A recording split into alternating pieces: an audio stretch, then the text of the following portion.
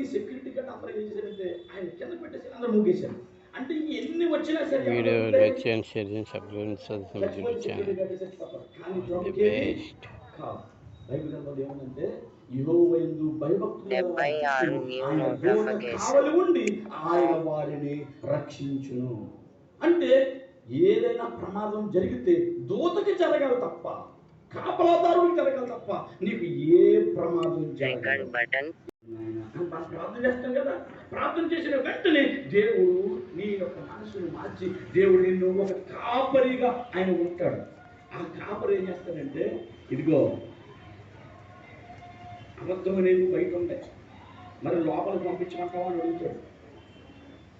పంపించమంటావా, పంపించేయాలి అనుమతి ఇచ్చావు, అబద్ధం అనేది నీ లోపలికి వచ్చింది, దొంగతనం నీ లోపలికి వచ్చింది, వ్యభిచారం అనే మనసు నీ లోపలికి వచ్చింది. అంటే దేవునికి అయిష్టమైనవన్నీ కూడా అక్కడ ఉన్నాయి, నీ అనుమతితోనే అవి వస్తాయి. ఇప్పుడు ఈ గేట్ వేసేసి ఉందనుకోండి, ఏమన్నా వస్తాయా? గేట్ తీసేసి ఉందనుకోండి, అన్నీ వచ్చేస్తాయి. నీ హృదయాన్ని కనుక ఈ చెడుతనానికి ద్వారం తెరిచి ఉంచితే అవన్నీ నీ లోపలికే వచ్చేస్తాయి. WhatsApp చికంగా new messages back button double tap to activate double tap and hold the lock. నిజంగా ఆయన కాపరి అయితే నువ్వు ఏం చేస్తావంటే, ఆయన కాపరిగా నువ్వు పెట్టుకున్నావు అనుకో, నాయన నువ్వు నీ ఇష్టం, నాయన నువ్వు అనుమతిస్తే నేను లోపలికి రప్పిస్తాను, నీకు ఇష్టం లేదు బయట పంపించేయి.